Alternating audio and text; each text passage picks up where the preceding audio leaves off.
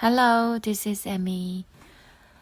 Today I really long to go somewhere else, but I can't due to tomorrow's class. So instead, I wanna bring this book to read, The Faraway Island. The Faraway Island.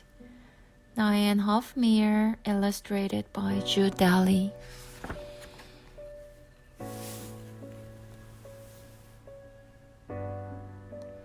There once was an unhappy man who longed to be on his own. He had spent his life sailing the seas and no longer felt at home with anybody. He was so unhappy that he growled and snarled at people like a monster.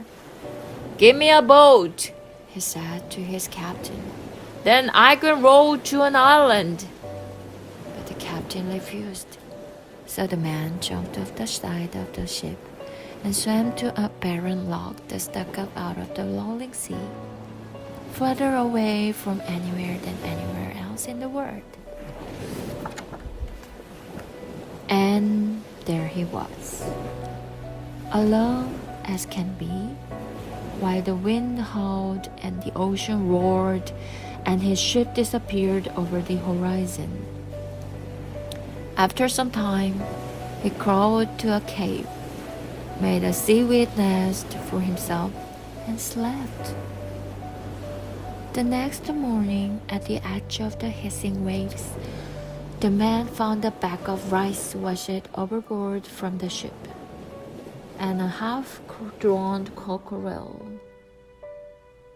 He coaxed some life into the cockerel, fed it a few grains of rice, and planted the rest. Then he found the fresh water to drink and the mussel to eat. So the man went on living on the barren piece of rock, and he would have gone on like this. But one day the sky turned dark, the sea leaped high, and the wind blew a ship towards his island. When the sailors came ashore, the man ran into his cave. "Go away!" he cried into his beard. The sailors stood in front of the cave. "Hey! Anybody there?" they called. Silence. So they gathered the lies that seemed to grow wild. And when the ocean stopped heaving and the hissing, they left behind a lemon tree, just in case, and went back to their ship. After some time, another ship was blown ashore. The sailors gathered rice and lemons and left behind a banana tree, a pineapple plant, a pomegranate tree, and a day palm, just in case. When next day came to the island, they found fat bananas, juicy pineapples, and pomegranates and plum dates growing there. And when they saw them, their mouths watered. They peered into the cave. "Hey, anybody there?" Silence. "Hey, is this your garden?" Silence. So they picked and picked some more. "Hey, how can we repay you?" Silence. So they left behind hens, ducks, goats, peacocks, guinea fowl, and some snuggling pigs, just in case.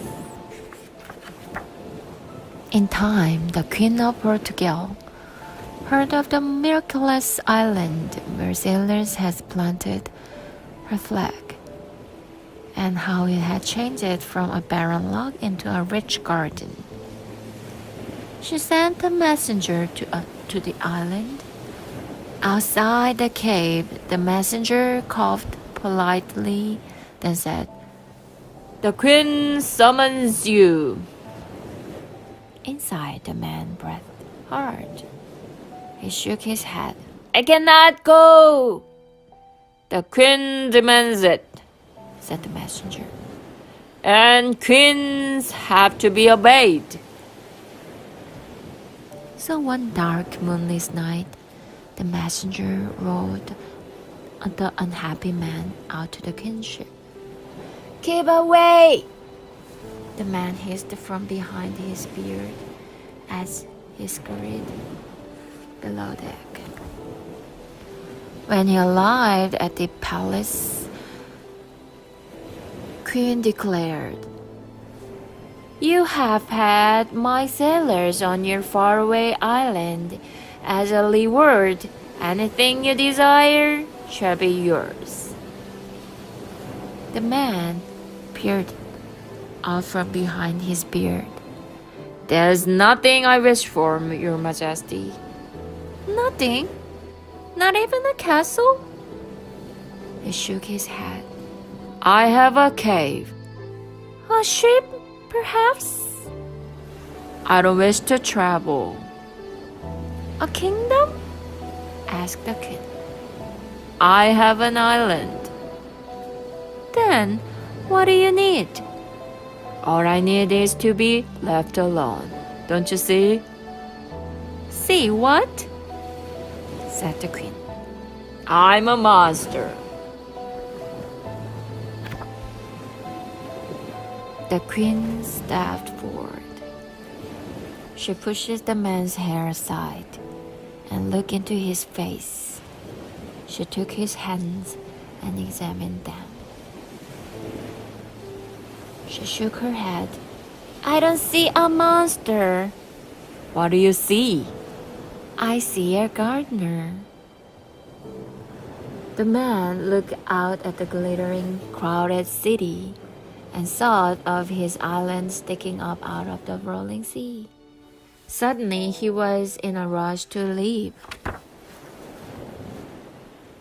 Just then, the queen's seamstress stopped her stitching and glanced up. She caught a mysterious gleam in the man's eyes, the gleam of a faraway place, and something else.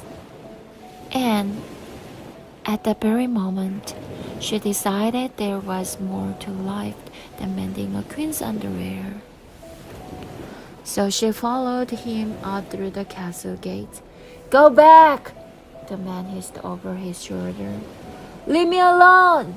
he growled as he hurried through the city. "Keep away!" he snarled as he scurried below the ship's deck. But the seamstress took no notice, and on the long journey, she busied herself mending the ship's sails. When the man stepped ashore on his far distant island, there she was again, following right behind him. "What are you doing here?" he demanded. But the seamstress just hummed and set to work planting the seeds she had brought with her. So the days passed in silence as they worked digging and planting until their hands were rough and their lips tasted of salt. Plants took root, flowers blossomed, creepers twined and curled.